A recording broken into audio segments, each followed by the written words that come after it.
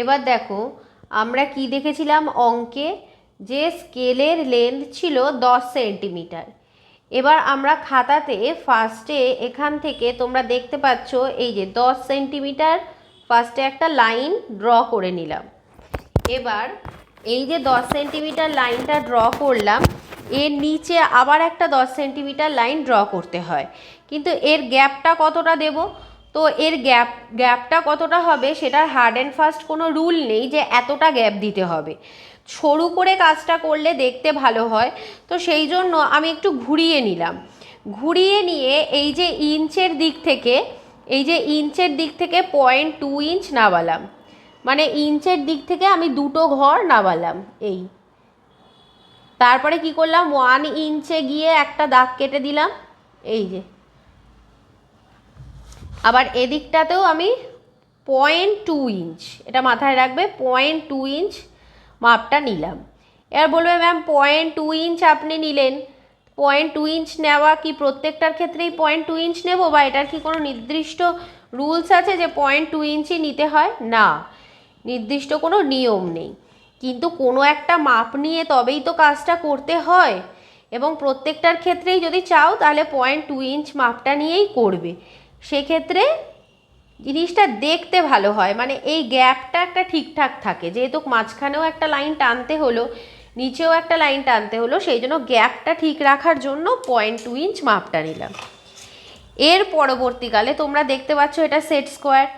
এই যে সেট স্কোয়ারের এই যে জিরোর যে এই যে প্লাস সাইনটা যেটা দেখতে পাচ্ছ, এই যে জিরোর লাইনটা, এটাকে এই ওপরের লাইনটার ওপরে বসাবো। এই যে প্লাসটাকে একদম স্টার্টিংয়ে বসালাম, আর এই জিরোর মাপটাকে এখানে রাখলাম, রেখে এখান থেকে 45 ডিগ্রি একটা অ্যাঙ্গেল করে নিলাম। এই যে 0 থেকে 45 অবধি একটা অ্যাঙ্গেল করে নিলাম, হয়ে গেল।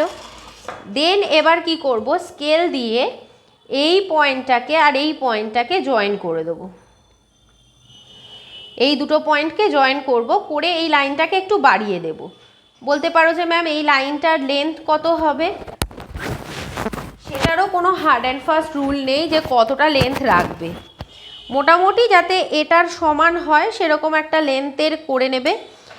এবার আমাদের মুখ্য ভাগের সংখ্যা ছিল 7খানা, তো আমরা এই কম্পাসটাকে একটা নির্দিষ্ট প্রমাণ মাপ করে নেব, করে নিয়ে এই যে স্টার্টিং পয়েন্টটা আছে এখান থেকে আমরা 7খানা ডিভিশন করে নেব। 1 2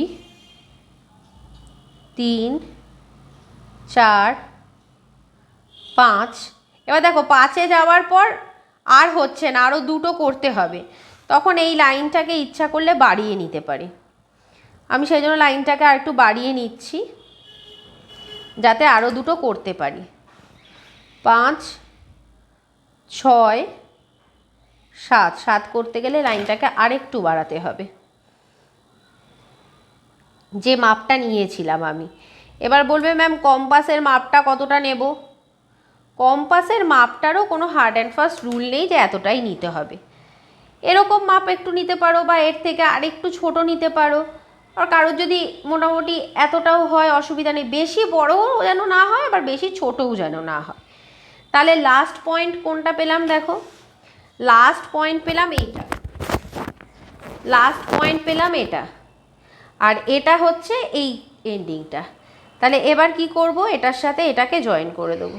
এই যে দেখো, এই যে এই পয়েন্টটার সাথে এই পয়েন্টটাকে জয়েন করব এইভাবে, এই দুটো পয়েন্টকে এইভাবে জয়েন করে নিলাম। এই এক্সট্রা দাগটা মুছে দেবে। এবার খাতাটাকে ঘোরাবো এইভাবে, বাকি লাইনগুলো এইভাবে প্যারালাল ওয়াইজ যাবে। এবার আমি সেট স্কোয়ার দুটো নিলাম, সেট স্কোয়ারটাকে এইভাবে বসালাম। সেট স্কোয়ারটাকে এইভাবে বসিয়ে নিয়ে, এই সেট স্কোয়ারটাকে এইভাবে বসিয়ে নিলাম এই লাইনটার ওপরে, দেখতেই পাচ্ছ। এবার এই বাঁ হাতটাকে চেপে ধরে রাখবো, আর ডান দিকের এটাকে সরাবো।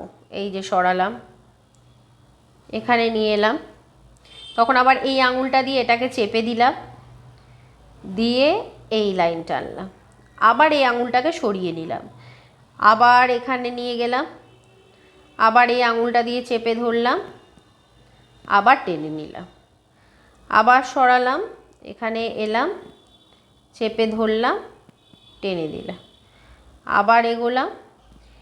এইভাবে সেট স্কোয়ার দিয়ে তোমাদেরকে লাইনটা টানতে হবে। এবার অনেকের মনে হতে পারে যে ম্যাম আমার সেট স্কোয়ারটা যদি এইভাবে নড়ে যায় কি করব?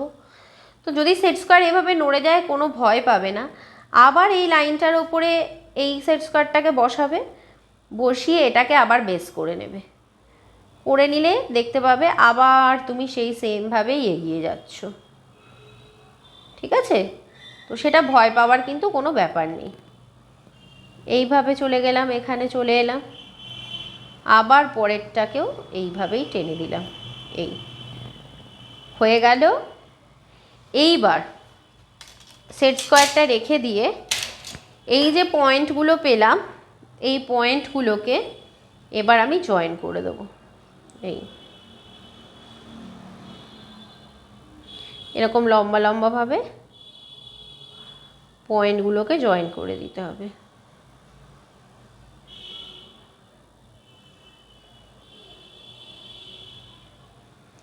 হয়ে গেল। এবার আমাদের করতে হবে সেকেন্ডারি ডিভিশন। সেকেন্ডারি ডিভিশন যখন করব, এখান থেকে একটা লম্বা দাগ টেনে নেব ছোট করে। এটারও কোনো ওরকম কোনো মাপ নেই।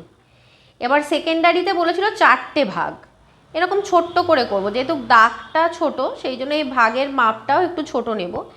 এরকম মাপ নিয়ে এবার এখানেও কি করব দেখো, এরকম 4টে ছোট ছোট গ্যাপ দিয়ে নেব।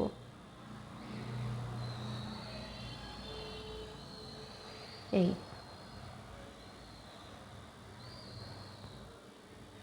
দেখতেই পাচ্ছ 4টে গ্যাপ দিয়ে নিয়েছি। লাস্ট যে গ্যাপটা আছে তার সাথে এটাকে জয়েন করে দিলাম। এই এবার আবার খাতাটাকে ঘুরিয়ে নেব, আবার এই লাইনটার সাথে প্যারালাল করে যেতে হবে। সেট স্কোয়ার নেব আবারও, নিয়ে এই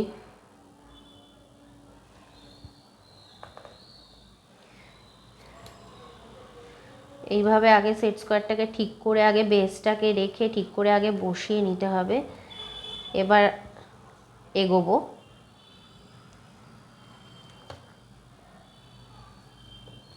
খাতাটাতে একটু আটকে যাচ্ছে, খাতাটা একটু খুলে নিলাম কাজটা করার সুবিধার্থে।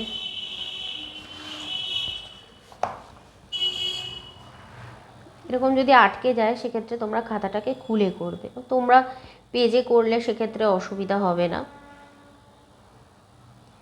এই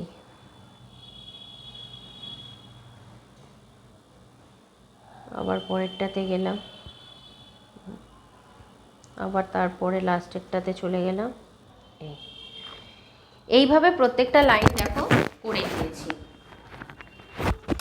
তো এইভাবে করে নেওয়ার পরে এবার আবারও সেই একই কাজ, সেটা হলো কি এই পয়েন্টগুলোকে এরকম সোজা সোজা করে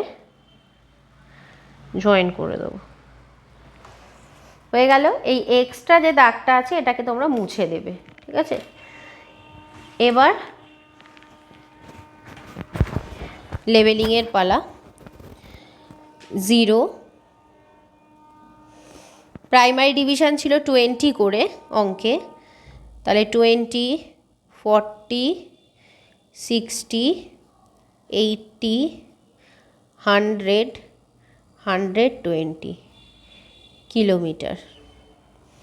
ঠিক আছে? আর এদিকটা ছিল কিসে? মিটারে ছিল। এটা 500 মিটার, এটা হলো 1000 মিটার, 1500 মিটার, 2000 মিটার অবধি এটা ছিল। তো এবার হয়ে যাওয়ার পরে এখানে লিখে দিতে হবে মিটার।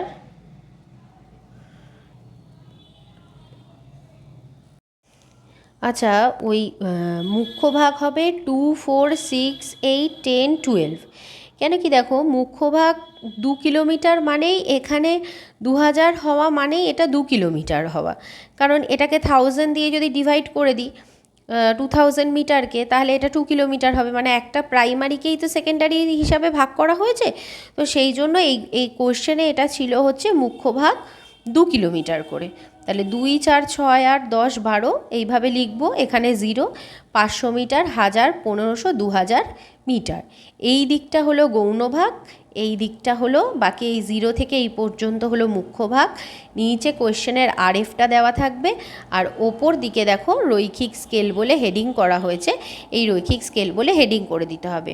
এটাই হলো পুরো ড্রয়িংটা। এবার তোমরা চাইলে এই ড্রয়িংটাকে ব্ল্যাক মাইক্রোটিক পেন দিয়ে তোমরা পুরো কাজটাকে সাজিয়ে নিতে পারো। এইভাবেই আমাদের রৈখিক স্কেলের অঙ্ক করতে হয়।